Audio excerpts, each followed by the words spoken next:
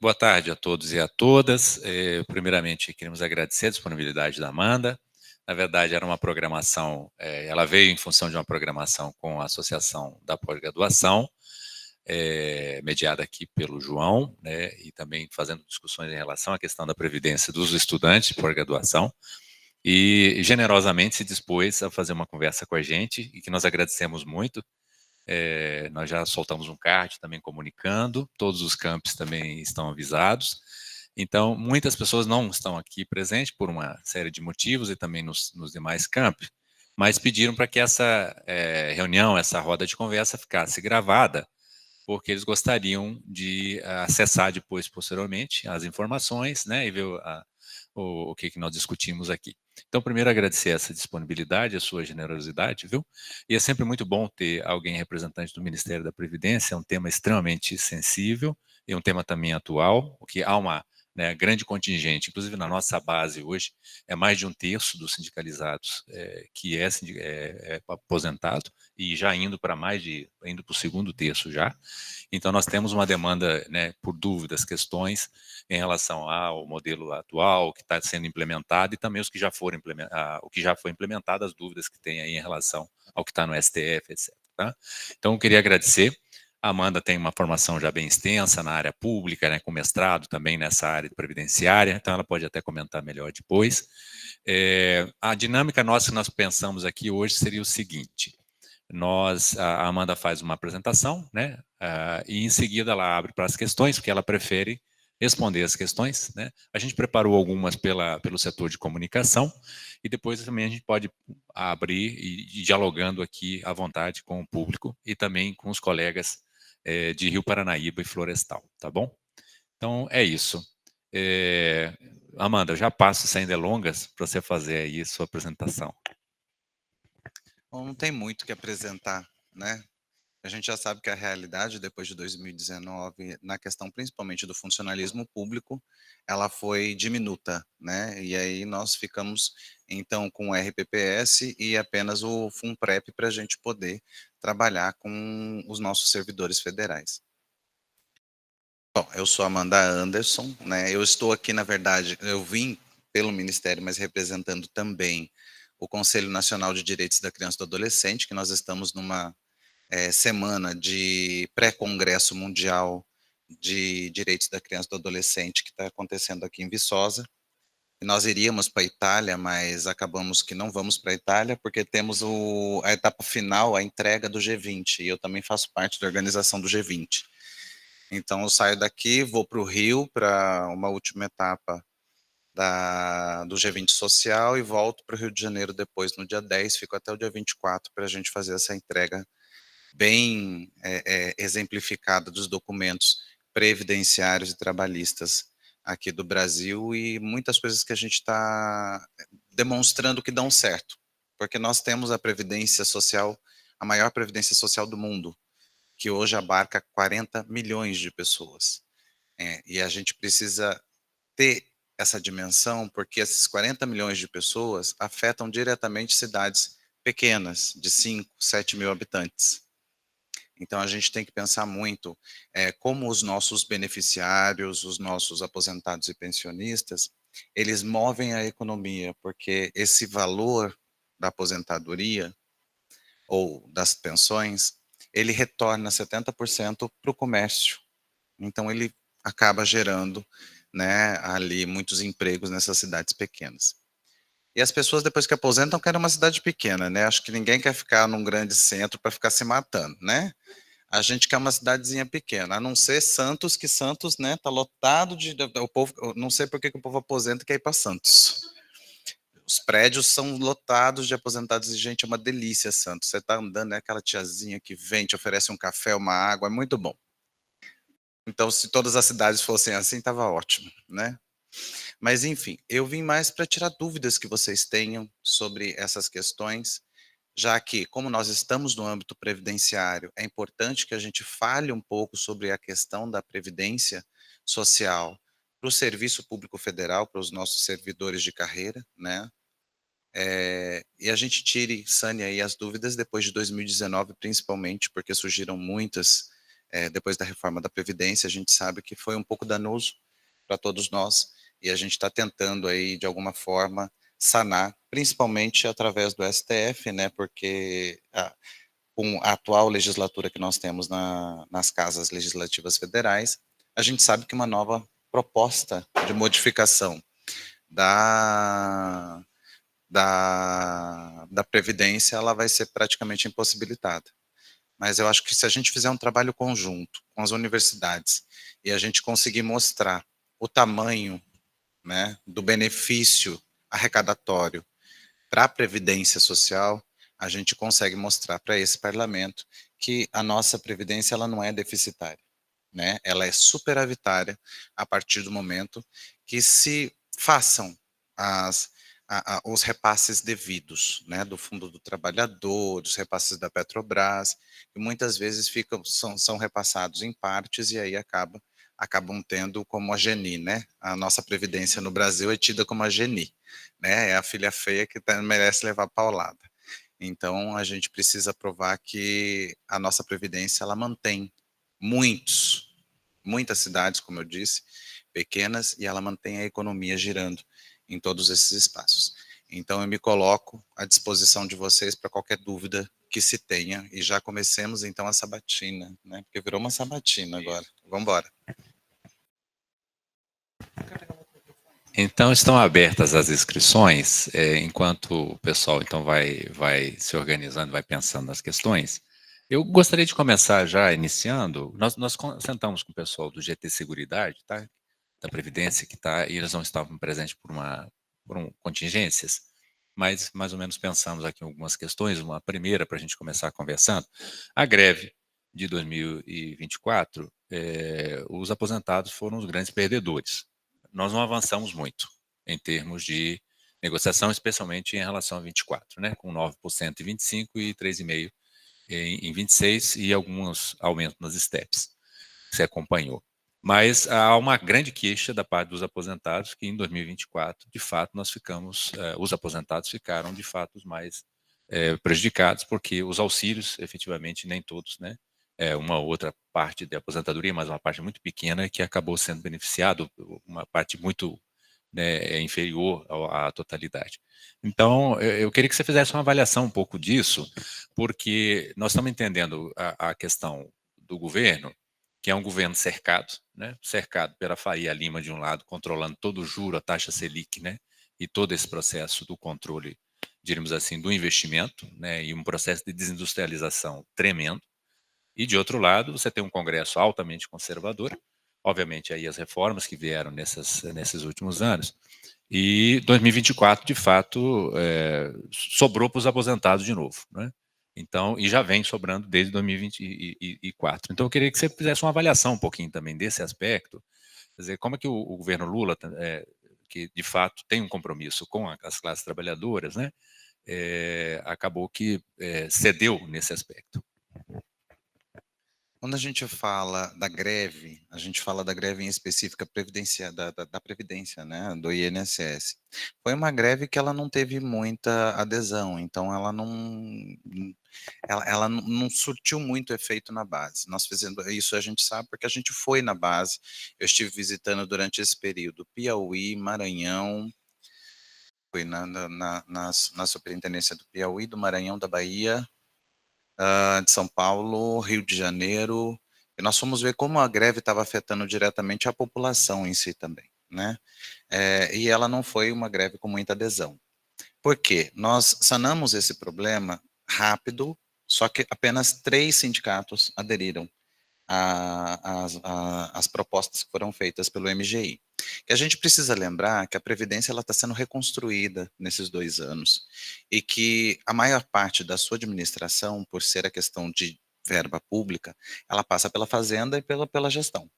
Então, quem faz a negociação é a Fazenda e a gestão. Vocês podem ver que o ministro mesmo, ele apareceu pouquíssimo, só falando sobre a questão da greve, porque quem estava fazendo a conversa com os grevistas, com os sindicatos, era o MGI, que no caso era Esther Dweck, né? E até chegar ao presidente.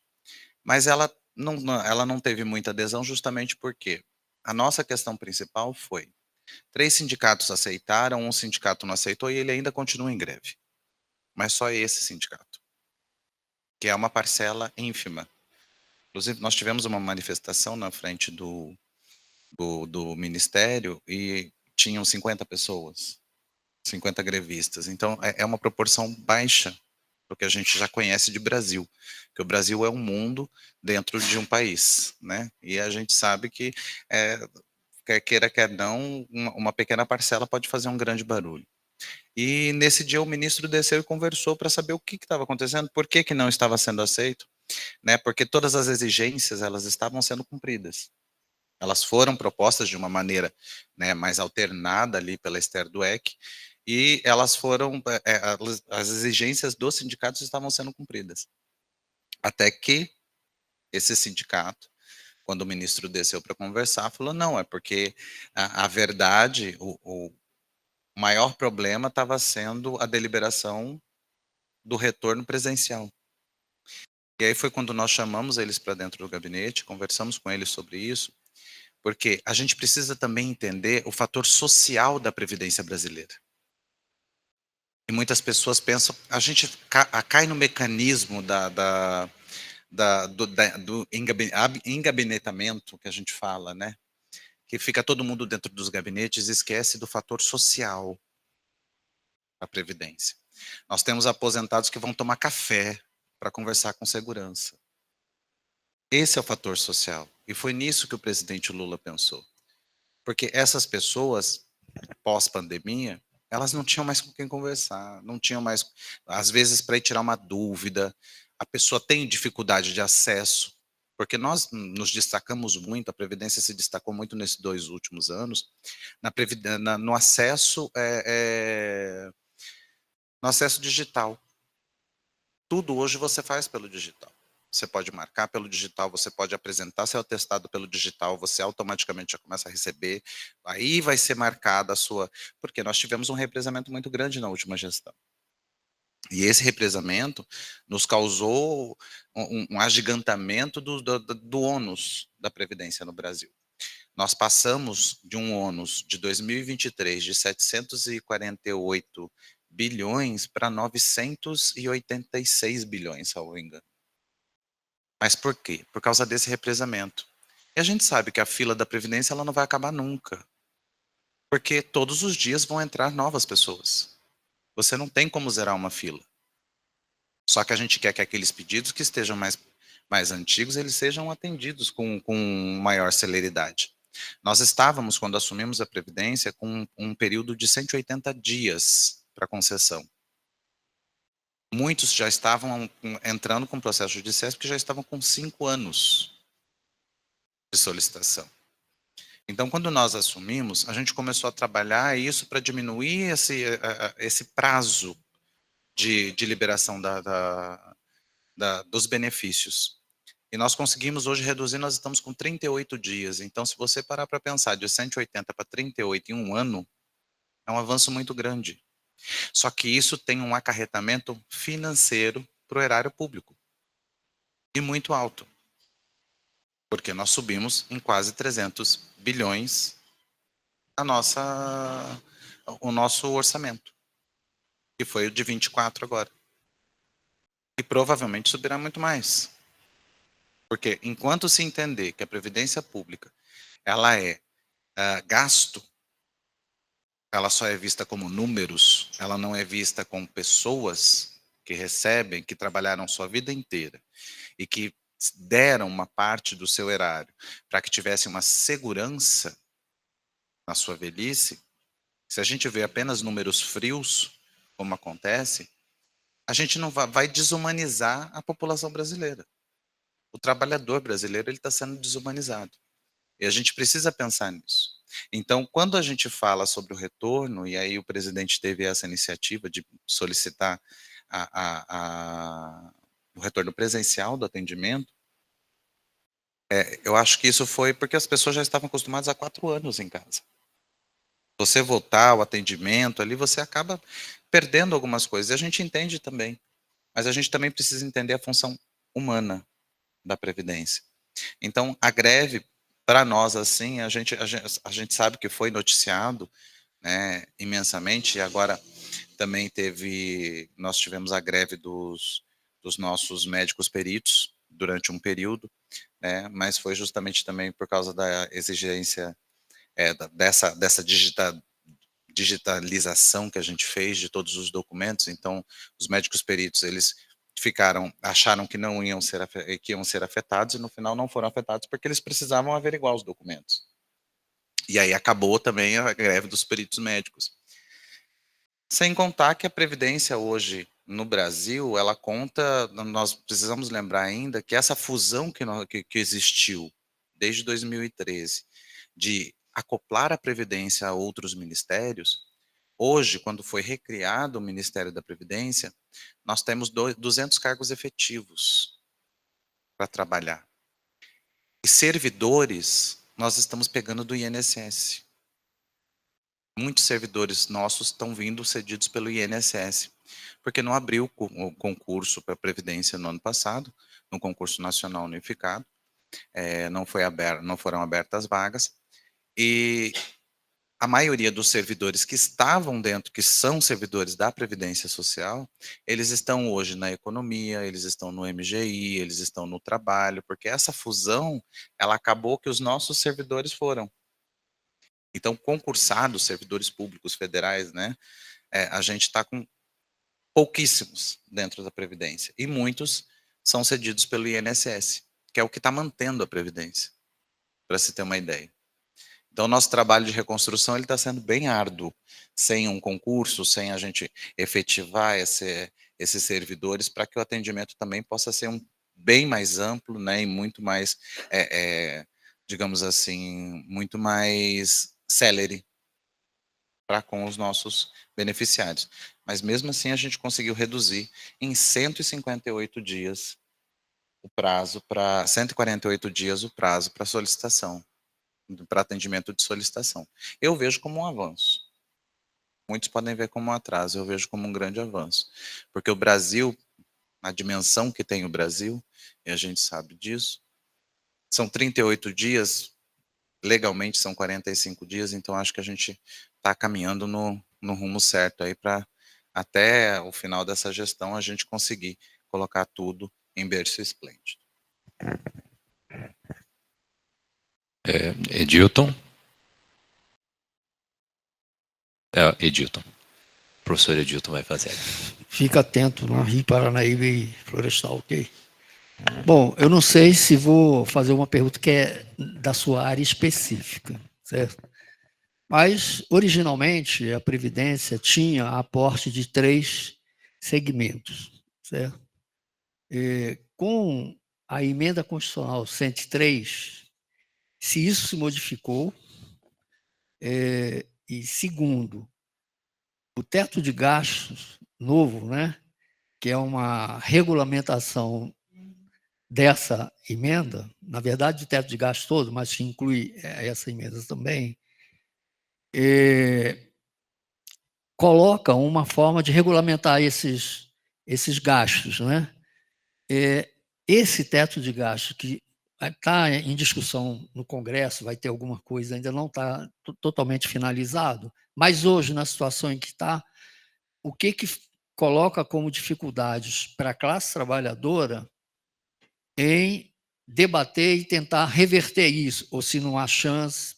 Então, repetindo aqui, primeiro, originalmente eram 3 fontes de financiamento, se a emenda constitucional 103 modificou isso, e se a regulamentação, né, do teto de gastos do Haddad, estou falando exatamente do ministro Haddad, modifica alguma coisa em relação ao teto de gastos original, né, que é a emenda 95, se modifica alguma coisa, se dificulta ou se facilita a luta da classe trabalhadora no sentido de reverter isso. Quer dizer, a nossa luta é para reverter a emenda constitucional original 95.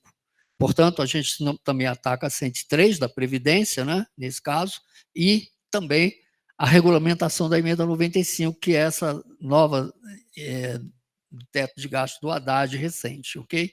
Se você puder coordenar essas 3 coisas, eu não sei se é tua Não, área, eu mas consegui. enfim. Não é a minha área específica, mas a gente quando entra, quando se propõe a estar ali dentro, a gente precisa estudar um pouco, um pouco, né? Eu odiava previdenciário na faculdade e acabei dentro da previdência, então a gente sabe muito bem como as coisas acontecem.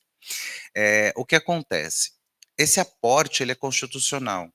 Então, se não for por uma emenda constitucional, como foi a emenda constitucional a 103, ele não pode ser feito. Mas ele não modificou o aporte. Ele só tirou mesmo a necessidade de repasse dos 3% da Petrobras. Colocou em 1%. Então, assim, a gente já diminuiu aí, né? A arrecadação, ela é feita a partir do trabalho, mas a gente tem a questão da meisificação ou da pejotização, né, que a gente fala muito. E o MEI, quem recebe o MEI é o Sistema S, não é a Previdência Social. Mas essas pessoas vão se aposentar pela Previdência Social, que vale como contribuição. E isso foi uma coisa que nós não esperávamos, mas presenciamos no ano passado. Porque ano passado completou 15 anos da abertura dos MEIs, que foi 2008. Então nós tivemos muita solicitação de aposentadoria através do MEI. Então, a gente precisa fazer uma base, e a gente está estudando isso junto com o Ministério do Trabalho, como essa contribuição ela possa voltar a ser para o INSS, pode ficar uma parte para o Sistema S, mas também um repasse para o INSS, porque a gente precisa ter esse aporte de garantia, né? Mais à frente, essa pessoa vai vir para uma aposentadoria através do sistema público, né, de financiamento. E qual que foi a segunda pergunta? Desculpe. Eu sou loira e tenho TDAH. Eu centro numa coisa e esqueço a outra. Então, antes de reformular essa segunda parte, eu também concordo que é superavitário a Previdência, né? E tem discordâncias aí de várias pessoas, mas eu concordo que é superavitário. A gente precisa saber como que aloca isso. Mas a pergunta, então, é se a gente tem a emenda 95, né, original, a gente tem o novo teto de gasto em cima da emenda 95, que é a questão do Haddad, que é uma forma de regulamentar essa emenda, e tem a 103. Aí a 103 você já falou, ok? Então é sobre o teto de gasto. Quer dizer, a emenda 95 ela propõe um teto e a emenda, a proposta do Haddad, do novo teto de gasto, é uma regulamentação dessa emenda 95. Então, eu pergunto, se a classe trabalhadora, a partir dessa proposta do Haddad, terá maior dificuldade ou menor dificuldade na tentativa de reverter o processo, ou seja, acabar com qualquer tipo de controle de gasto que está colocado como cláusulas pétreas, que são essas que estão relacionadas com a sobrevivência da população. Não, mas essas não podem ser cláusulas pétreas, porque a cláusula pétrea ela é só aquela da Constituinte de 88. Essas cláusulas elas podem ser modificadas. Mas para isso a gente precisa lembrar que a gente precisa lembrar de votar em pessoas que pensem no trabalhador, que não pensem apenas como o trabalhador como uma peça de um tabuleiro, entendeu? E que a hora de ser descartado, ele vai para lá. Quando a gente fala do teto de gastos, não sei se vocês têm percebido, mas a Previdência Pública, ela tem sido bombardeada de várias notícias todos os dias. A gente tem um clipping diário que eu falo, gente, hoje está movimentadíssimo o clipping. Estamos aqui. Por quê? Nós começamos a fazer auditorias em todas as superintendências e no INSS. E começamos a pegar muitos desvios. E estamos denunciando todos esses desvios. Inclusive, o próprio INSS, a pedido do presidente do INSS, Alessandro Stefanuto, passou por uma auditoria e acharam um monte de chupa-cabra lá dentro do prédio do INSS, para se ter uma ideia. Quando ele assumiu, ele pediu, falou, não, vamos fazer uma auditoria aqui dentro, eu não vou pegar desse jeito. Então, nós estamos conseguindo reverter esses 25 bilhões que foi falado que era necessário que nós revertêssemos dentro da Previdência. A gente está trabalhando justamente para que não haja necessidade de atuar diretamente na Previdência. Então, todos esses benefícios que são concedidos ilegalmente, nós estamos correndo atrás para derrubar. E nós já conseguimos fazer uma economia de 8 bilhões. Em 6 meses, nós fizemos 8 bilhões. Então, se nos derem um prazo, a gente vai conseguir fazer muito mais, porque a gente sabe que existem irregularidades e a gente tem que caçar essas irregularidades. A gente sabe que existem pessoas que se aproveitam da necessidade alheia para ocupar esses espaços. E a proposta do nosso ministro é exatamente essa. No entanto, que o nosso ministro agora, essa semana, ele deve retornar no sábado, assim como eu. Ele está na Espanha, no maior encontro de sistemas previdenciários do mundo, porque o Brasil é referência, explicando exatamente como o Brasil está fazendo essa coleta de dados. E de pessoas que muitas vezes não precisam do benefício, mas que estão usufruindo do benefício. Então, é uma peneirada que se faz para que se mantenha a nossa previdência da maneira como ela está. Porque hoje a nossa previdência, com os nossos programas sociais, uma das coisas que poucas pessoas sabem, mas é que 78% dos nossos programas sociais são recebidos por mães de família, por mulheres negras e mães. E a gente sabe muito bem que no Brasil nós temos essa questão principal, que é o abandono parental. É o abandono de muitos pais. Então, essas mães, elas precisam para quê? Para dar subsistência para o futuro do nosso Brasil. E a gente sempre fala muito isso, é o prato na mesa do pobre brasileiro. A previdência, ela serve também dessa forma. Ela é uma forma de manter o prato de comida na mesa de uma família. E a gente não pode esquecer disso. Nós tivemos muitos avanços nesse 1 ano e 10 meses. Só que precisamos avançar muito mais, que a gente não pode esquecer que a gente estava num processo de desqualificação e privatização da nossa previdência. Agora, se privatizar a nossa previdência, para onde a gente vai? Se ela for totalmente privatizada, porque hoje é uma escolha, você pode ter ou não ter a previdência privada. Mas a previdência pública, ela não é uma escolha, ela é uma garantia. Então, por isso a gente sempre fala, nunca a previdência vai ser gasto, ela sempre vai ser investimento. Investimento nas pequenas cidades, investimento nas famílias mais necessitadas. É isso que é a Previdência Social no Brasil. Não só a Previdência, como os programas sociais também, que estão dentro do escopo do Ministério da Previdência Social.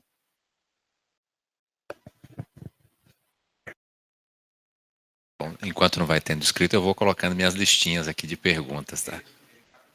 Professor, eu estou com um caderno aqui, mas pode, então o professor está escrito aqui.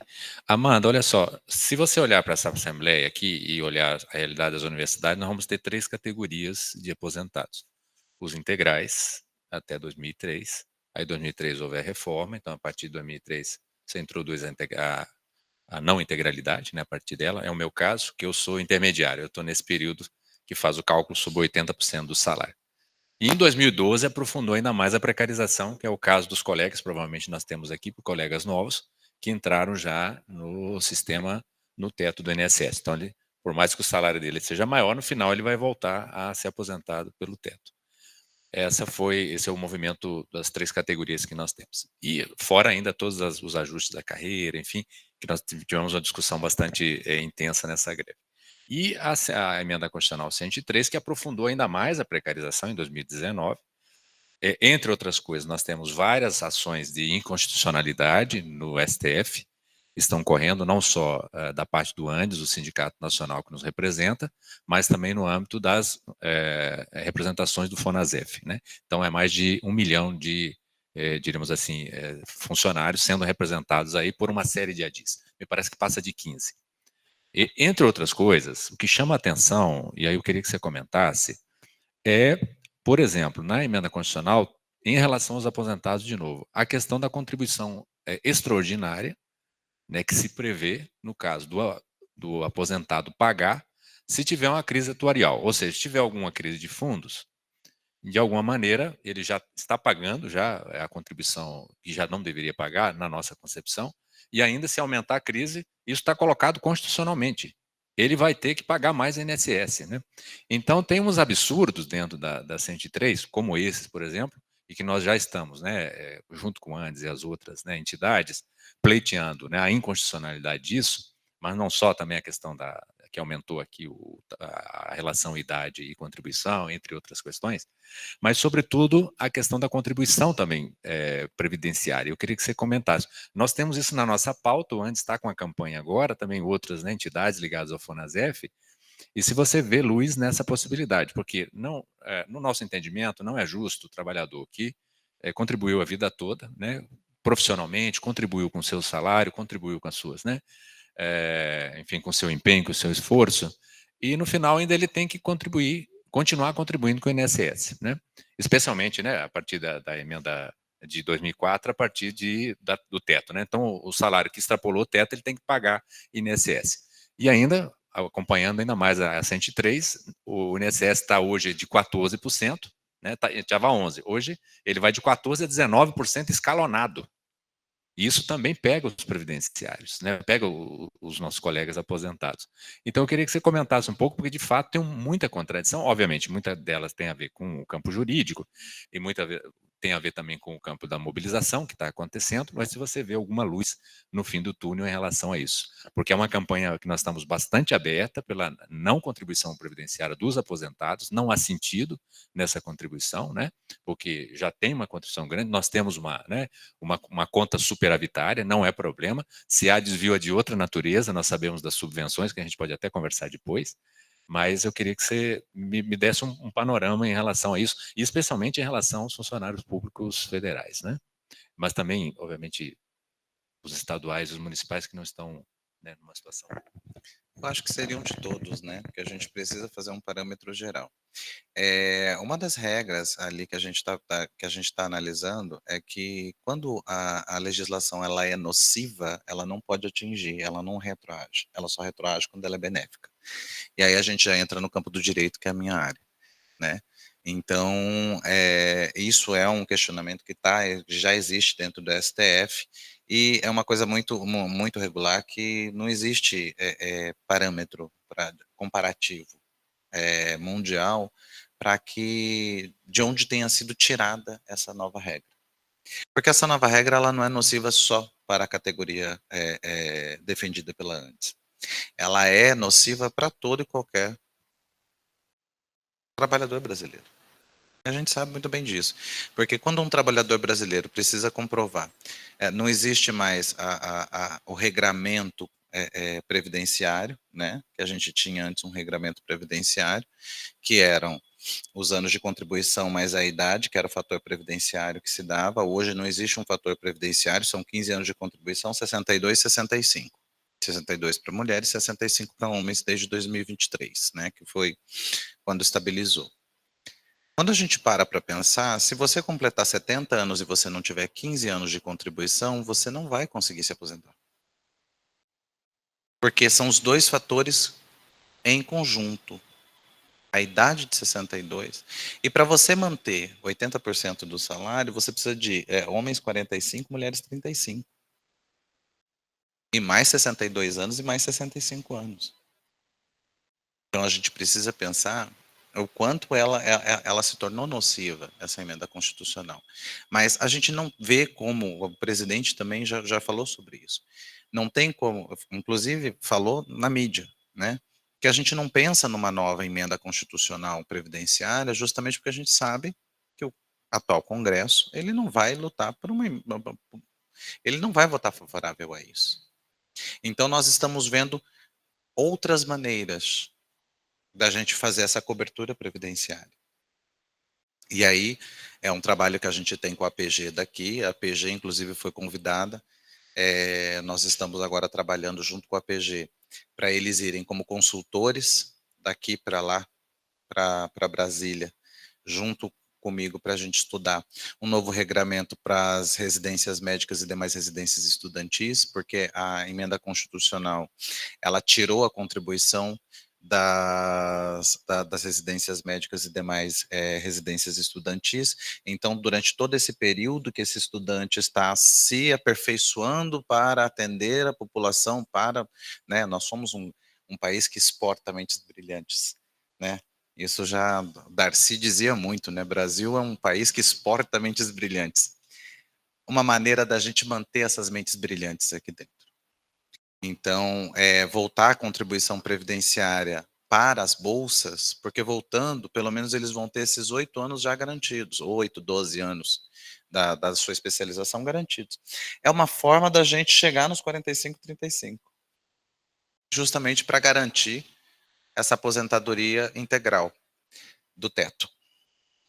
E daí entra no regramento do teto. Eu sei, eu também entrei no regramento do teto, então, para mim, eu também, uma pessoa com fibromialgia, artrite reumatoide, né, andando o Brasil inteiro à base de remédios para dor, porque a gente realmente não tem o reconhecimento desse trabalho, né? Dessa labuta que a gente tem, desse estudo que a gente tem, dessa dedicação integral que a gente tem, e isso parou-se de pensar. Então, o que a gente precisa, de fato, trabalhar, eu acho que a universidade ela tem muito a contribuir com isso, né? Os professores universitários têm muito a contribuir com isso também, é se pensar economicamente como a gente mostra números. Porque, por exemplo, só das bolsas estudantis, que são residências médicas e demais residências estudantis, nós fizemos um levantamento que são praticamente 246 milhões a mais por ano que entram para a Previdência. O que nós precisamos mostrar, tanto para a Fazenda quanto para o MGI, né, é o vulto financeiro disso. Porque a partir desse vulto financeiro é que os olhos brilham, para mostrar como a gente pode compensar as coisas dentro da Previdência, que foram retiradas pela 103. Então, são pequenas coisas que a gente pode trabalhar junto, aí eu já coloco a Andes aqui no meio do entreveiro, para a gente começar a reverter essas questões. Porque não vai adiantar a gente jogar para perder. A gente não pode jogar para perder. Vai ser um desgaste político se a gente não tiver essa questão compensatória, porque a Câmara também quer essa questão compensatória. E principalmente a gente rever alguns tipos de aposentadorias aí que não caem no teto e que sobrecarregam a previdência pública, o sistema. E isso a gente precisa fazer. E não foi feito nem em 2003, nem em 2012, nem em 2019. Então são lapsos que a gente precisa corrigir para que a previdência ela continue sendo o esteio da nossa população mais idosa, até não só mais idosa, da mais necessitada. Inclusive, através do CONANDA, que a gente brinca muito sobre isso, nós conseguimos aprovar aquela legislação que é dos órfãos do feminicídio. Né, as crianças que são órfãs do feminicídio, elas vão ter direito a receber um benefício até completar 18 anos para sua manutenção, né, etc, etc. E aí, dentro do CONANDA, na hora que foi falado isso, que a gente fez a incidência, o advocacy no legislativo, conseguimos aprovar a legislação. Aí depois que ela estava aprovada, eu sentei e falei, gente, mas como que nós vamos fazer com essas crianças que vão para os avós, que já são aposentados ou pensionistas? O pessoal, como assim? Eu falei, a emenda de 103, ela deixou bem claro, a pessoa não pode acumular benefício, mas aposentadoria. E esses menores, eles vão estar sobre a égide dessas pessoas que já são beneficiários ou aposentados, e o CPF que vai receber vai ser o do aposentado e do pensionista, não vai ser o do menor. E aí nós tivemos que desenhar, junto com o INSS, uma modalidade diferenciada para que essas crianças não ficassem sem esse meio de subsistência. Você vê como as coisas são difíceis, mas a gente consegue achar umas lacunas para que a gente contemple algumas especificidades que são extremamente necessárias e urgentes.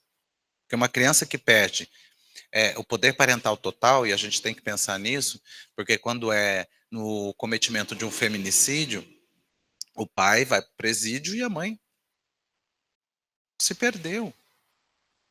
Essa criança vai para os avós maternos, porque pela legislação ela é proibida de ir para os avós paternos.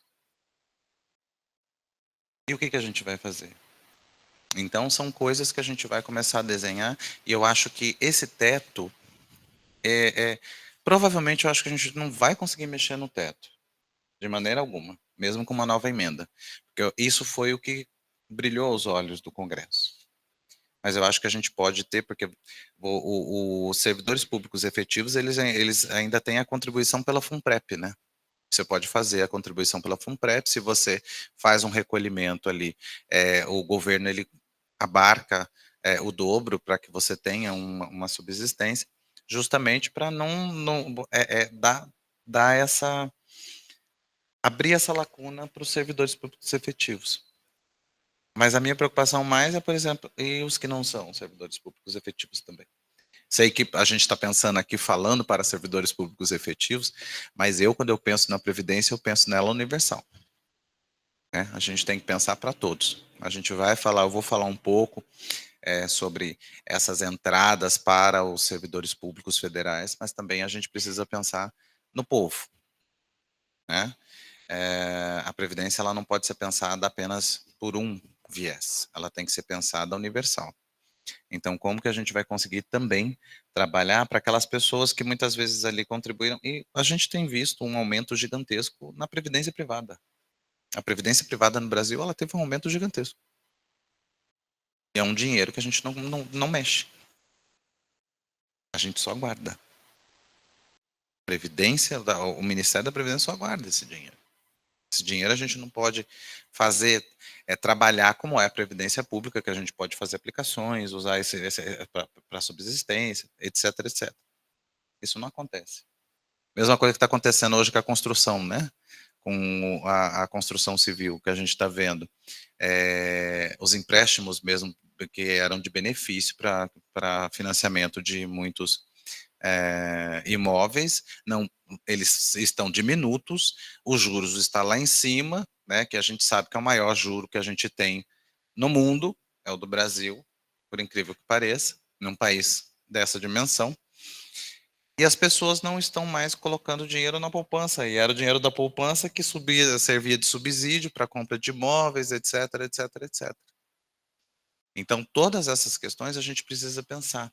Porque quando você tem o maior juros, você não tem investimento, você não atrai novas indústrias, novas empresas, você acaba colocando elas para fora, né, pelos juros excessivos.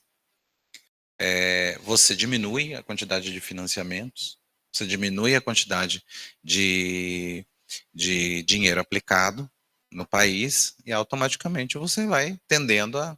Mas isso a gente sabe que tudo já era um projeto.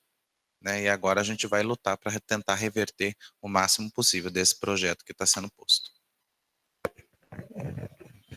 Professor, desculpe que eu não sei do seu nome, então se eu quiser se apresentar aqui, por gentileza, e pode efetuar sua pergunta, as inscrições estão abertas aos demais, então, tá?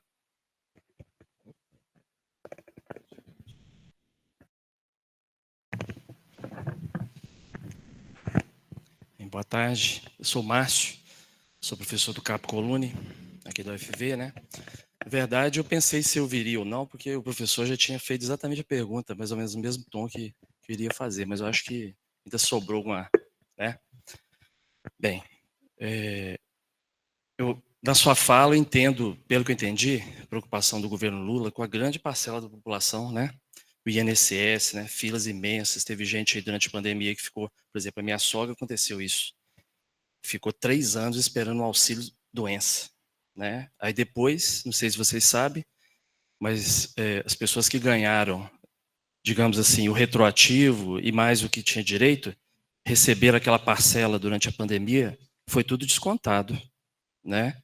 Então aquilo ali foi abatido. Então a pessoa tinha para receber aqueles R$600 que a pessoa recebeu, abateu-se tudo, né? Então isso aí é uma coisa assim absurda, né? Então eu concordo plenamente. Mas eu vou me ater mais assim à questão nossa aqui mesmo, no sentido da universidade pública aqui, não desfazendo dos demais, que eu acredito que é super relevante a fala, né? Então, eu me considero professor precarizado, né? Que eu entrei em 2014, em efetivo exercício em agosto de 2014, falo com todo mundo, mas eu vejo que os colegas não entendem isso muito bem, eu acho que até pela questão, não que os outros não tenham compromisso, mas pela quantidade de pessoas que estão aqui, mas eu considero um professor precarizado, muito, né? Então a gente tem a questão hoje, se eu estiver errado, gostaria depois que você me corrigisse, então a gente tem o teto do INSS, que na verdade não é o teto, né? Tem aquele desconto, e depois a gente tem uma capitalização, né? FUNPRESP é uma capitalização, pelo que eu entendo, né? E capitalização é aquilo que o Paulo Guedes queria fazer com o Brasil todo, né? Então coisa boa não era, né? Então você tem uma parte do salário, que é o teto do INSS, e depois uma capitalização, FUNPRESP, né? Então, assim, eu queria saber o que o governo Lula pensa sobre isso, se há discussão em relação a isso. Eu até vi uma matéria que eu não pude aprofundar muito nela, até no informativo do Aspurv aqui, sobre isso, porque na universidade pública, até você disse em relação a números, né, de apresentar, pelo que eu entendi, assim, a universidade tem que apresentar mais números até para o Congresso ver. Será que... Não, mas assim, acho que se não fosse os números, a gente não estaria nem funcionando hoje, né? Porque a gente ainda tem essa legitimidade perante a sociedade e tudo mais, porque do jeito que está acontecendo, né? Enfim. Então, o que eu queria saber é o seguinte: a gente tem essa questão, os professores têm adoecido muito, né? Então, assim, um adoecimento enorme. Todos esses aumentos de auxílio aqui, a Fundação de Saúde aqui, o Agros aqui do FV, praticamente abocanhou todo o que foi conseguido com isso na greve, praticamente. No meu contra-cheque foi assim, né? E a gente tem essa questão do andar do tempo, em que professores vão ficando mais velhos, vão ter que enfrentar salas de aula, no momento que está um adoecimento enorme, e vão ter que ficar mais tempo aqui dentro, né? E com esse processo da capitalização, quando os professores como eu saírem lá na frente, como é que isso vai ser compatibilizado? Aí, entrando também, juntamente com isso, a questão da terceirização, onde o dinheiro sai do custeio da universidade e a gente tem tido menos e menos condições de trabalho. Então, eu gostaria de saber se há uma discussão, o que o governo Lula pensa sobre isso, porque é praticamente aguardar, em alguns anos, a inviabilidade da universidade pública, independente dela ter número, independente dela ter condições da sociedade vê-la ainda com bons olhos, mas é uma situação muito séria, não só pela previdência nossa, vamos sair lá na frente, mas pela sustentabilidade do setor público como um todo, né? Então, como o governo vê a FUNPRESP, se ela realmente cumpre aquilo que é necessário ou não, e se há alguma possibilidade de repensar isso, se tem alguma coisa em curso, né? Que eu gostaria de saber sobre isso. Obrigado. Aí eu volto lá em Darcy Ribeiro, né? Eu falo que eu sou darcisista, brisolista nesse sentido. Quando a gente fala muito de educação, eu lembro muito de Brizola falando, né? Direitos iguais para todos, privilégios apenas para as crianças, né? Então é por isso que eu ainda estou trabalhando hoje dentro do Conselho Nacional de Direitos da Criança e do Adolescente, que para mim é um aprendizado diurno, né? Ou dierno, para falar a verdade. Ontem mesmo fui conhecer o LDI e o LDH aqui, isso aqui era uma coisa que tinha que ser replicada para fora. A coisa mais linda que tem é o Laboratório de Desenvolvimento Humano que vocês construíram aqui dentro da universidade. Mas enfim, Márcio, quando a gente fala sobre essa a FUNPRESP em si, é uma capitalização, mas foi uma forma que o Paulo Guedes também achou, né, para sanar a questão do serviço público já efetivo. Não só o Paulo Guedes, a FUNPRESP ela já existe há muitos anos, né? Mas a gente precisa lembrar, você é precarizado, né? Você tá nós estamos no mesmo rolê, né? Eu também sou da área precarizada aqui na hora de aposentar. E a gente trabalha, e vai aposentar com teto e ter desconto. Então, mas esse desconto ele está sendo questionado no STF. É uma das questões que estão sendo questionadas no STF. Nós temos, salvo engano, são 163 ações no STF questionando a reforma da Previdência. E ela realmente agora começou a dar alguns, né, começou a dar, a respirar. Essas decisões começaram agora a ser postas para serem tomadas. Então, quando a gente fala, Márcio, nessa questão principal, a gente pensa que são poucas pessoas que vão chegar ao teto. E por isso foi se pensado o teto. Mas como eu disse um pouquinho antes com a pergunta do professor, a gente tem que pensar naquelas pessoas que não estão no teto. Porque essas pessoas são as que fazem precarizar a previdência pública no Brasil. E a educação pública, o desmonte da educação pública, sempre foi um projeto no Brasil. E a gente sabe disso. Aí vem Darcy. Darcy tem uma fala que é exatamente isso. É o desmonte. Né? Não é um desmonte, é um projeto. E Darcy, em 84, falava, quanto menos nós construirmos escolas, mais presídios vão surgir. E é exatamente isso que a gente tem vivido agora em 2024, 40 anos depois. Então a gente precisa pensar que, infelizmente, o desmonte de cabeças pensantes, ele sempre vai existir. Mas a educação no Brasil, ela é resistente. Eu sou filha da educação no Brasil. E eu falo muito isso para todo mundo. Se eu não tivesse pais que me apoiassem enquanto uma mulher travesti, na década de 80, que me falassem para mim, estude, estude, estude, estude, eu não estaria aqui hoje com vocês. Porque todo mundo sabe que uma travesti na década de 80 era designada para outros lugares, não para lugares socialmente aceitos, né, e de pessoas pensantes.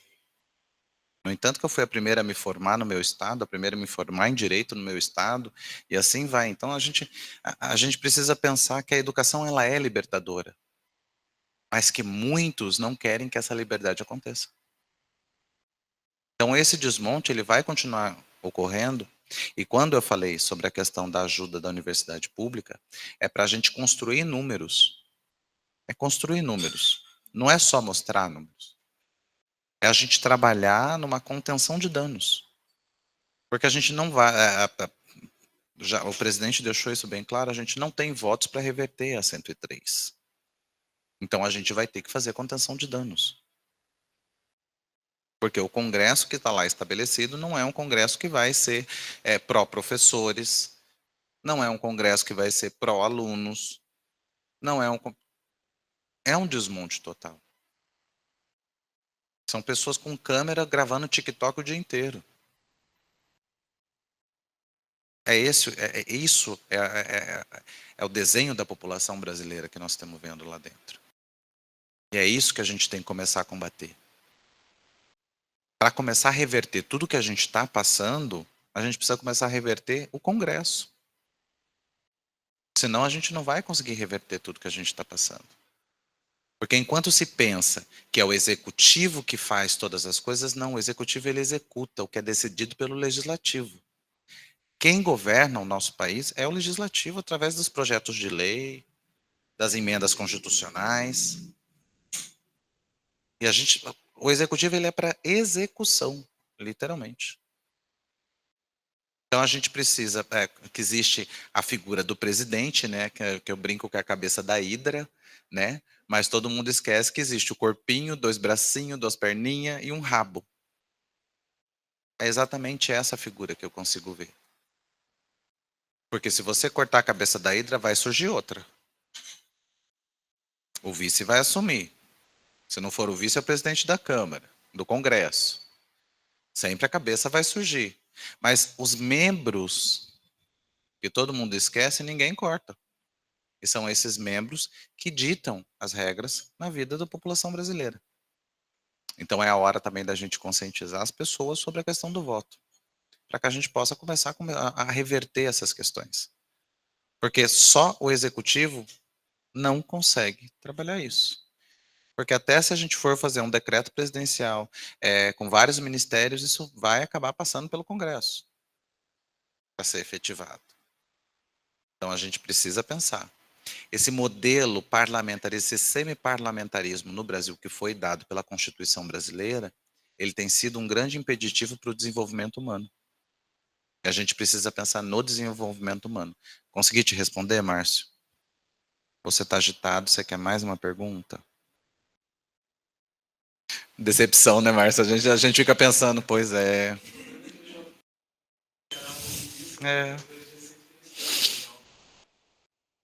Mas são as respostas, as respostas são praticamente, né, o padrão, porque a gente precisa lembrar que o executivo ele não tem o braço para fazer. O que a gente consegue fazer é através, assim, a humanização através de portarias ministeriais. A gente tem trabalhado muito, inclusive hoje eu estava mandando para o pessoal, nós tivemos uma portaria que nós publicamos no ano passado, a 1945, para fazer exatamente esse dimensionamento de quantas pessoas negras nós tínhamos na Previdência Social, quantas eram pessoas LGBTs, quantas eram indígenas, quantas eram... Nós não tínhamos essa quantificação. Em 100 anos, 101 anos de Previdência Social, nós não tínhamos essa quantificação. E aí nós lançamos essa portaria no ano passado e conseguimos fazer um levantamento, por exemplo, que 78% dos benefícios sociais são para mulheres negras. Não se existia esse número. 68, perdão. Não existia esse número. Nós conseguimos levantar esse número. E aí hoje nós conseguimos, através da assistência social, a inclusão exatamente da minuta que nós desenhamos no ano passado, junto com o movimento social, que eu sou da assessoria de participação social e diversidade, então a gente copta exatamente a base, a gente desce na base para saber o que a base precisa, copta essa base e vamos trabalhar junto. E o Ministério do Desenvolvimento e Assistência Social, ele replicou a nossa portaria do ano passado dentro da assistência social, porque não existia também essa quantificação na assistência social. Então, são pequenas coisas que a gente consegue fazer que estão dando um aporte para que a gente crie números para subsidiar políticas públicas efetivas, para subsidiar legislações, para orientar o presidente e falar, olha, aqui dá para fazer assim, assim, assim, assim, assim. E eu tenho certeza que o Ministério da Educação também deve estar fazendo a mesma forma de projeto com as universidades públicas, privadas, sejam elas quais forem, para que a gente possa ter um meio de subsistência. Porque ainda se pensa que educação no Brasil é gasto. E educação é investimento. Então a gente também precisa ter esses meios de subsistência para a fomentação de políticas públicas efetivas e construção de parâmetros legislacionais que possam, né, subsidiar a educação, a previdência, entre outros, a saúde principalmente, né, que a gente vê que o adoecimento é toda uma cadeia, né?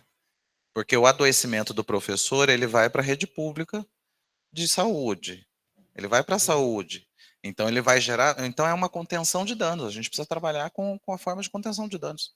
Ou então a gente vai ter cada vez mais pessoas adoecidas, né? E trabalhando aí até seus 80 anos, né, depois de formado no magistério, para se aposentar. Te juro que quando veio a emenda constitucional, eu estava no Senado nessa época.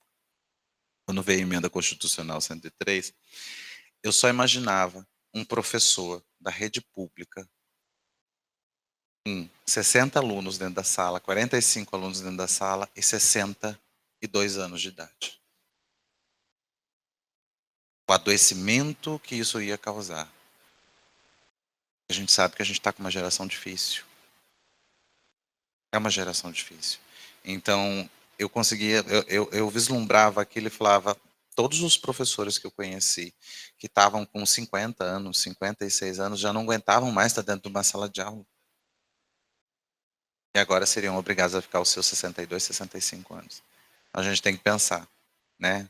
Até onde isso é nocivo para todo mundo e gera um dano cadencial. Porque daqui vai para a saúde, da saúde vai para a assistência social e vai gerando cada vez mais custo. Isso gera custo. Isso é custo. Então é nesse sentido, Márcio, que eu falo, da gente fazer o levantamento desse custo e mostrar, ó, tá vendo aqui, ó, o problema que está gerando ali, lá e lá, lá, nós estamos tendo um gasto exorbitante. Se a gente conseguir construir isso, a gente vence qualquer barreira. Aí eu te digo, a gente vence qualquer barreira. Pergunta. Faz no microfone que nós estamos com... Então, nós aqui no CEP, né, eu sou membro do CEP aqui na universidade, a gente estava discutindo questões de evasão, né? Então está tudo interligado, né? Me incomoda muito, eu até disse isso lá, os colegas até não tinham pensado por esse lado, né, e tudo, essa propaganda negativa que nós tivemos nos últimos anos, de que a universidade é um território para cometimento de crime, usar droga e tudo mais. Mas eu não vi, não só nós, enquanto universidade, mas o sistema federal, fazer uma contracomunicação em relação a isso. Uma propaganda de governo mesmo, mostrando o que a educação faz. Eu não vejo, né? Digamos assim, a gente tem tanta coisa para mostrar, né? Os institutos federais, universidades, as pesquisas, os projetos, os cursos, as formações, estudantes brilhantes, professores que também são brilhantes, que, enfim, né? Eu acho que falta isso também nesse bolo, para que tenha uma sensibilização, para que uma parte desse bolo, que é o segundo, né, maior parte, por isso que eles estão de olho, né? A Previdência, se não me engano, dentro daquela pizza, né, o segundo, né? Depois dos juros, né? Primeiro. Então, para que isso possa render frutos. Depois dos juros, né? Mas não podemos contar o juro como investimento, temos que contar com o gasto, já que conta a Previdência com o gasto, então também é o segundo, né?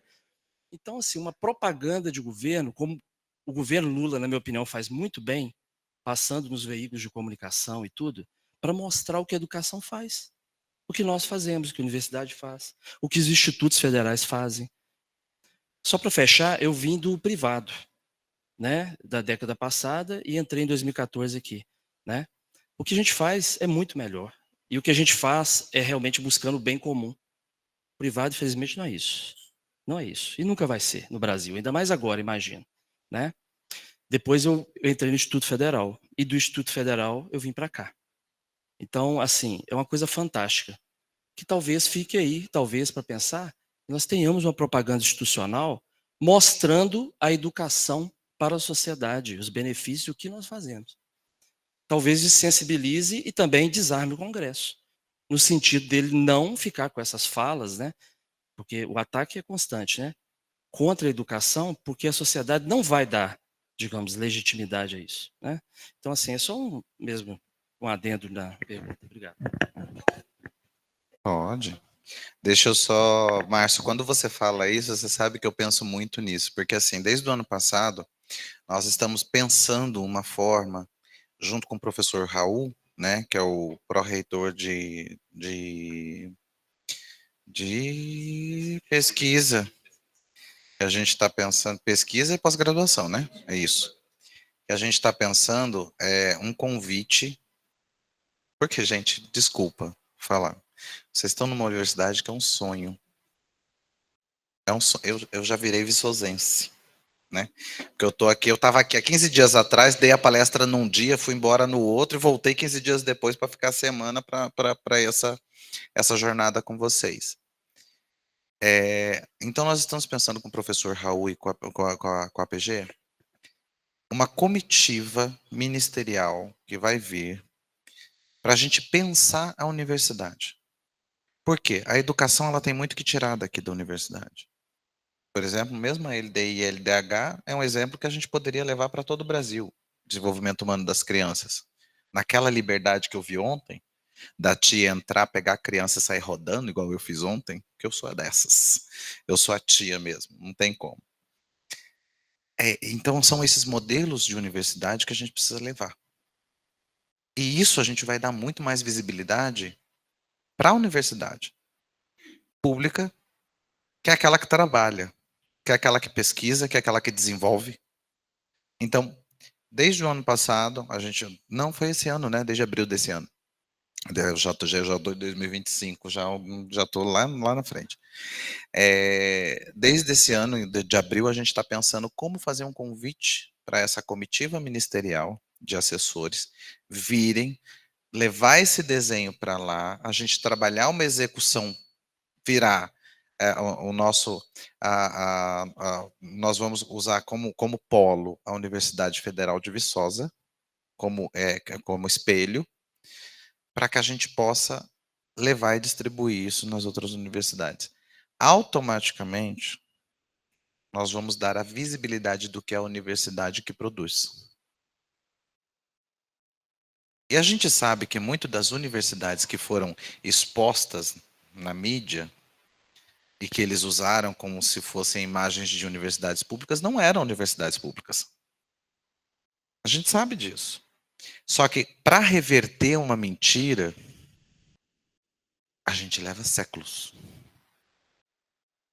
Esse é o grande problema.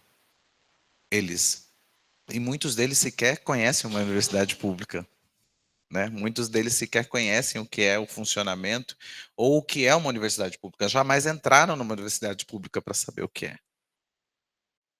E a gente precisa pensar essa universidade como espelho. Eu sou apaixonado por Viçosa, todo mundo já sabe, né? Mas eu sou apaixonada pela Universidade Federal de Viçosa. Para quem tem 3 graduações, quando você chega numa Universidade Federal de Viçosa, você fala, meu Deus, por que eu não estudei aqui? Sabe? Porque é complicado para a gente pensar uma universidade depois que a gente vem para a Universidade Federal de Viçosa. Porque ela pode ser um espelho. A gente não pode esquecer que ela é a 3ª maior do mundo demograficamente. A 3ª ou 4ª, né? Maior do mundo em espaço territorial. Em produção acadêmica, ela é gigantesca. E é essa produção que a gente usa como subsídio para muita política pública.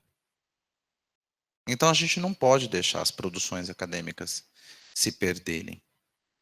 E é nesse sentido, quando você fala de propaganda, eu penso exatamente isso. Mas qual tipo de propaganda? Porque nós tivemos um desmonte da universidade pública. Durante muitos anos, nós tivemos universidade pública que não tinha luz e água. Nós temos universidade pública que está em espaço decadente. E nós tivemos ainda por cima o corte de muitos parlamentares que cediam emendas parlamentares para essas universidades públicas por causa dessas mentiras. Porque daí dizia que o parlamentar X contribui com a intensificação da esquerda marxista, blá, blá, blá, blá, blá. Gente, o povo nunca nem sabe, o povo nunca leu Marx, nem sabe do que se trata. Então, essa imagem a gente vai levar muito tempo, mas eu acho que a gente pode começar por aqui, Márcio. E eu estou tentando muito com o Raul a gente trazer essa comitiva. Convido vocês para estarem conosco também, porque nós temos professores de várias áreas dentro da Andes, né? A gente trabalhar, sair com uma comitiva. Pensa eu chegando com uma van, cheia de gente dos ministérios aqui. Eu já trouxe a presidente do Conanda, ela teve que ir embora hoje. Ela falou, onde é Viçosa? Falei, é em Minas Gerais. Vamos lá? Vamos lá? Aí ela, vamos lá. Trouxe, quando chegou aqui, ela se apaixonou pela forma de educação. Ela falou, gente, isso aqui é outro mundo. Eu falei, é isso que eu quero que as pessoas vejam. É essa universidade. Então, a gente tem muito que trabalhar? Tem. Mas se a gente não começar, a gente não vai conseguir. E a gente está tentando começar faz tempo, desde o ano passado. Só que nós tivemos esse embarreiramento, nós tivemos, então, o PPA participativo, que foi proposto pelo governo, que nós fomos para 27 estados, 26 estados, mais 22 estados, mais o Distrito Federal, para ir na base, ouvir a base, saber o que precisava para a educação, para que a gente fizesse o plano plurianual. Desenvolvesse o plano plurianual federal, com os aportes que eram necessários. Mas a gente também não pode esquecer de todo o desmonte que aconteceu dos repasses para a educação pública e para a universidade pública. Então, educação não é prioridade, saúde não é prioridade no nosso país. E a gente precisa conscientizar. A gente precisa conscientizar, não, a gente precisa escrachar. E sem essa produção, a gente não vai chegar a lugar nenhum.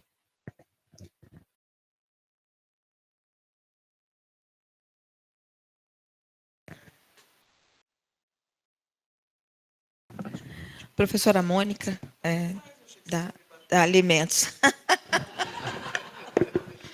Não, a gente jamais pensou em te bater.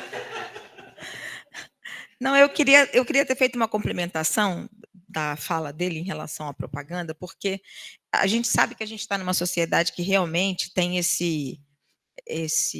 dificuldade com os os influencers, os tiktokers, etc.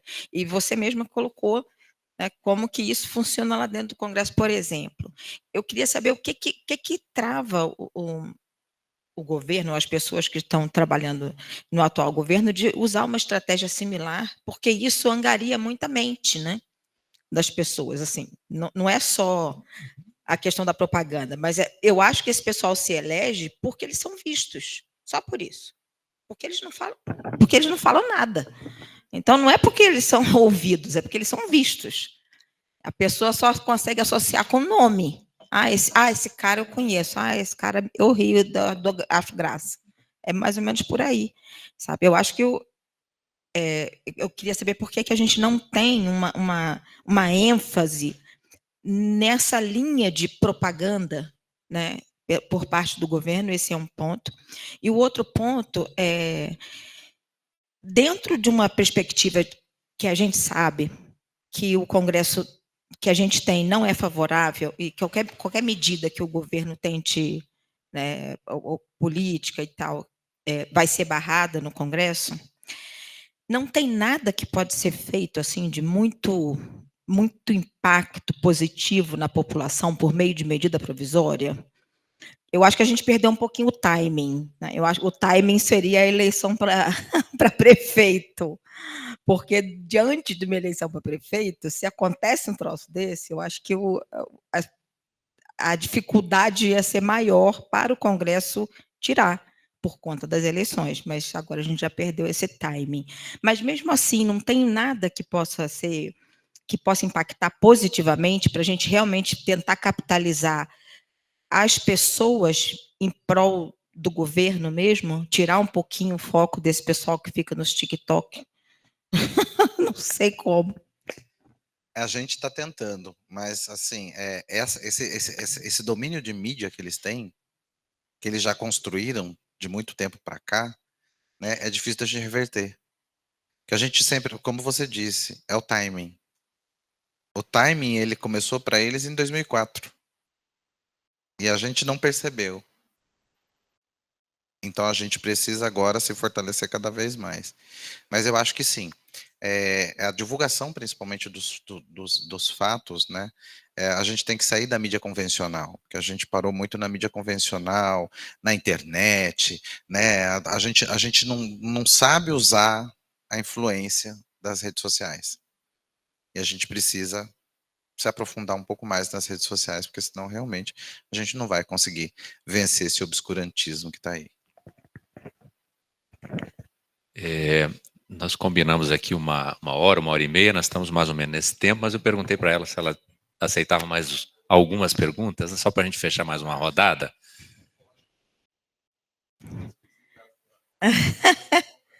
Fica aí, Márcia. Então, a professora Mônica, então... Não, é só para complementar, porque, na verdade, o que eu acho que a gente tem muito na rede social é muito influenciador de esquerda ou com pensamento mais próximo, né, que com todas as críticas que nós também fazemos, né, as condições do governo, poderiam estar ajudando. Então, não é nem criar um sistema novo, mas ir atrás dessas pessoas e negociar com elas, digamos assim, né, esse apoio para a mídia. Eu acho que é um caminho que podia ser melhor explorado, não sei.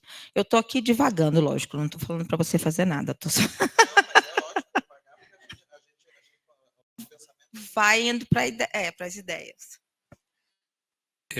Uma questão que isso apareceu ao longo da pandemia, nesse último governo, antes do governo Lula, e diz respeito diretamente à questão dos aposentados, mas especialmente num setor que é muito importante das universidades públicas, Amanda, que é o setor da gestão de pessoas. Como o nosso aqui também, a gente chama de pró-reitoria de gestão de pessoas, eles aposentam um docente aqui em 10 dias. Em 10 dias o processo corre e o docente está aposentado. Isso, em média, é na universidade geral. Mas o que aconteceu em 2021? O governo anterior soltou um decreto dizendo que ia descentralizar, então a gestão ia passar para o INSS. Então isso deu um monte de discussão, quebra-cabeça, etc. A sorte que ele fez para o decreto, porque o correto seria ter feito o projeto-lei. Então deu tempo para a gente interceptar juridicamente. Depois de interceptado, então, assim, tinha colegas nossos que já estavam dizendo, não, eu vou me aposentar, porque eu não quero entrar na fila da INSS, porque nós temos 2 milhões, pelo menos, não sei se esse é o número atual. Na época, tínhamos 2 milhões na fila de aguarda, aquela coisa, a depreciação estava enorme, né?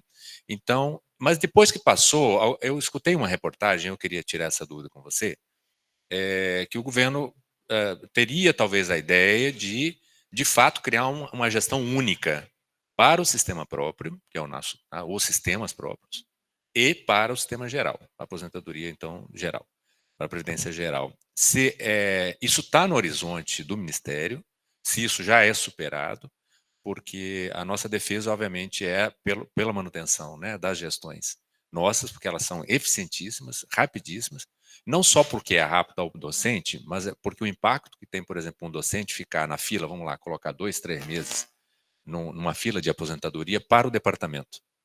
Porque a rapidez, ela também significa, o professor abre concurso imediatamente, ou uma redistribuição, enfim, né, aproveita a vaga. Então, também o departamento fica imediatamente coberto com esse docente que aposentou. Como é que está isso? Está superado mesmo, ou essa reportagem tem sentido? Né? Eu não lembro exatamente onde foi que falou, não, talvez dentro do governo Lula também tenha a intenção de manter uma gestão única que seja no INSS para o regime próprio e para o regime geral. Não, porque na verdade eu não vou saber te dar essa resposta em exato, mas até hoje, dentro do Ministério, não se foi suscitado essa questão de unificação. Até porque o regime próprio, né, a gente tem o RPPS, a gente tem o regime do sistema de serviço social, do sistema não, RPPS e o RGPS, que é o regime geral. Então, eu tenho que lembrar a sigla. Isso porque quem não gostava de previdenciário hoje fala em sigla. É engraçado isso. Mas, enfim, a gente tem que pensar exatamente isso. Não tem como você unificar essas duas categorias, porque o RPPS ele já é constitucionalmente garantido para servidores, né? E aí entrou a questão da FUNPREP. Então, o regime geral, ele não tem como se massificar, até porque o regime geral, ele também recebe os aportes da assistência social, do trabalho, né, no caso de acidente, seguro-acidente. Então, a gente precisa pensar. Agora, eu não ouvi lá dentro do Ministério, paro pouquíssimo dentro do Ministério, mas o meu gabinete é de frente para a Secretaria do Regime Geral da Previdência Social. Até hoje eu não ouvi isso ali. Então, se tiver, depois eu posso até te comunicar, mas eu realmente não tenho, isso não tem sido suscitado, pelo menos que eu saiba, ali dentro da Previdência. Gente, nós não temos mais questões. Nós gostaríamos, então, de agradecer imensamente, Amanda. Já estamos aqui 1h30, já mais de 1h30 de conversando, pela gentileza da sua disponibilidade, né, por estar de novo em Viçosa, e que bom que você gosta de Viçosa. Nós também gostamos muito, né, ajudamos ela a melhorar, e, obviamente, a universidade pública como um todo, né? É isso mesmo. Isso. E dizer, Amanda, que essa pauta que a gente conversou aqui, ela é uma pauta do Andes, ela é uma pauta também, né, do FENAPES e outros grandes órgãos ligados ao FONASEF, mas também ao FONACART. Então, há uma discussão ampla que você está acompanhando lá mais de Brasília. Há uma preocupação muito grande com o ativo, mas também, principalmente, né, a doença, acompanhamento, que tem uma boa qualidade de vida, e com né, todo esse problema aí orçamentário que nós temos, e ao mesmo tempo com os aposentados, porque para nós há uma qualidade, tem que ter uma qualidade de vida para essa pessoa que contribuiu, que já deu, né, a sua parte aí para a construção. E a gente vê um processo muito do número, né? É do número, de cálculo, o que ele vai pesar, sabe? Então tem um desrespeito, quando a gente chama, eu não digo no governo Lula, mas de fato uma construção social de que a aposentadoria, sabe, é quase como se fosse um privilégio. Não é um privilégio, é um direito. E é um direito, de fato, conquistado. Né? E, de fato, uma preocupação maior com as novas gerações, é o caso do Márcio e outros colegas que entraram depois de 2013, que pegaram uma situação mais precarizada ainda, porque nós temos um sério problema de fuga de cérebros nesse país.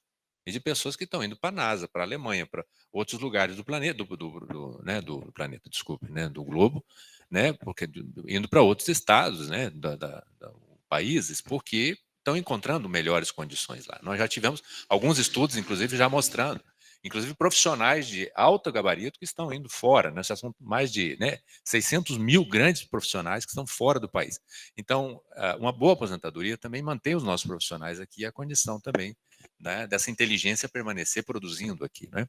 Então, em nome de tudo, né, então, em nome das PUV, a gente agradece. Eu vou passar ao professor Edilton para fazer os encerramentos e das próximas vezes a gente gostaria que você viesse de novo para a gente continuar essa conversa, a gente poder estabelecer uma pauta, né?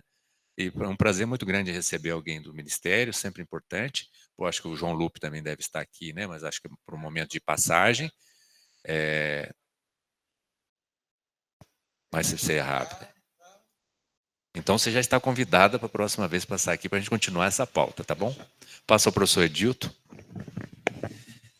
Bom, antes de encerrar, queria, né, pedir à Amanda que ela fizesse uma recomendação, suas palavras finais, e eu tenho certeza que serão de otimismo, não estou querendo direcionar, é claro, não é? Alguma esperança, né?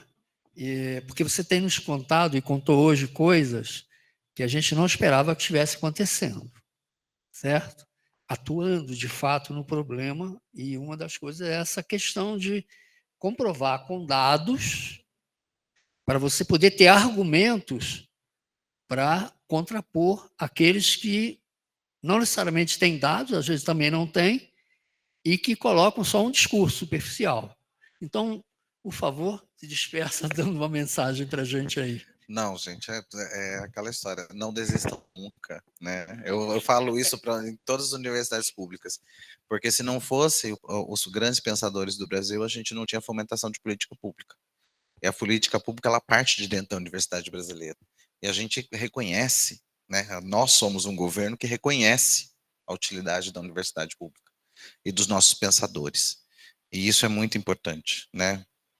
Por mais que a gente tenha passado por esse obscurantismo que nós vivemos, né, de criminalização da educação, que foi exatamente isso que a gente passou, né, eu acho que agora a gente precisa trazer luz para um futuro muito mais promissor, mostrando que a universidade ela jamais será gasto. Ela é um investimento e muito bem feito para o desenvolvimento de um país. Né? E eu quero agradecer ao convite, primeiramente, né, o convite de estar aqui, e dizer que contem comigo sempre que eu estiver por aqui, que eu já sou praticamente filha de Viçosa, então contrabandista de doce de leite, né, que eu tenho que levar, eu trago uma mala grande para levar um monte de doce de leite, porque o povo encomenda, então eu já falei que eu já virei exatamente isso. Então, assim, contem comigo todas as vezes que eu estiver aqui, e podem pegar meu telefone com o João, se vocês tiverem alguma dúvida, algum outro questionamento, fiquem à vontade em fazer por WhatsApp, e-mail, nós estamos sempre à disposição. Ok, então agradecemos, né, a Amanda pela excelente explanação que nos deu. Eu vou ousar dizer que nós poderemos, além daquele reforço que você já anunciou aqui para a discussão, eu posso dizer que temos o professor Tiago, da administração, que é um dos que se dedica ao estudo da questão previdenciária, e no direito, portanto, aí, tá vendo? E no direito temos a professora Roberta e o professor Fernando, que também são especialistas, um do geral, né, da Previdência Geral, e outro do regime próprio, um em cada, e que poderão, quem sabe, no futuro, fazer parte, né, desse grupo, né, para discutir essa questão mais adiante. E agradecer também, aproveitar, a quem pôde vir aqui, né, quem está presencialmente, e também aqueles que nos acompanharam aí pela transmissão, e, evidentemente, essa gravação vai ficar disponível, né, para quem quiser, todo mundo que veio aqui, se quiser também divulgar, né, para o pessoal, a transmissão está disponível, quem quiser assistir, porque foi bastante esclarecedor para a gente, tá? Então, obrigado, Amanda, obrigado pela presença e até uma próxima oportunidade.